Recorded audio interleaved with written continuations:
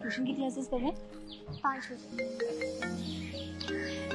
एक काम करो बेटा, कार के पास खड़े हो जाओ, मैं कॉल अटेंड करके आती हूँ। ठीक है।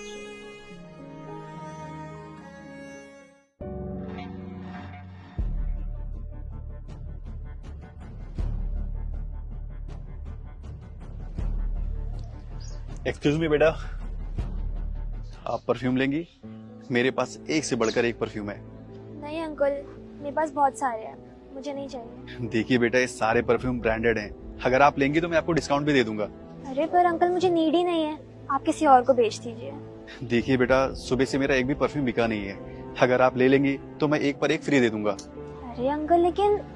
अरे बेटा, आप एक बार चेक तो करो, आपको पसंद नहीं आएगा तो मैं फ्री में दे दूंगा आपको। अच्छा ठीक है।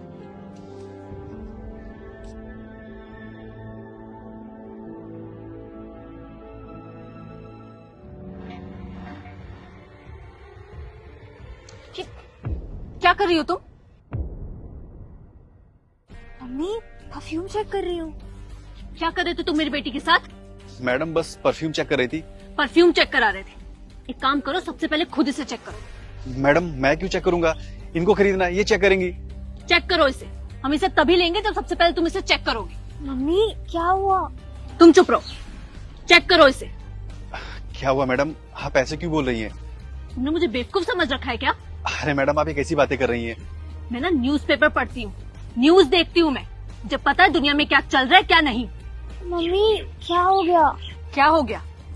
अरे ये कोई परफ्यूम वाला नहीं है, किडनैपर है। और ये कोई परफ्यूम नहीं है, बेहोश करने की दवा है। अरे मैडम, ये आप क्या नापशाना बोली जा रही हैं? अनाप शनाप बोल रही हूँ? तो एक काम करो, इसे चेक करो और मुझे गलत साबित कर दो। नहीं नहीं, मैं नहीं सुन सकता। क्यों नहीं कर सकते? मुझे एलर्जी है इससे। देखो, ये बहाने मारने की ना मेरे सामने जरूरत नहीं है। तब तक तुम ऐसे नहीं मानोगे। अभी पुलिस को कॉल करती हूँ, वही सबक सिखाएंगे तुम्हें।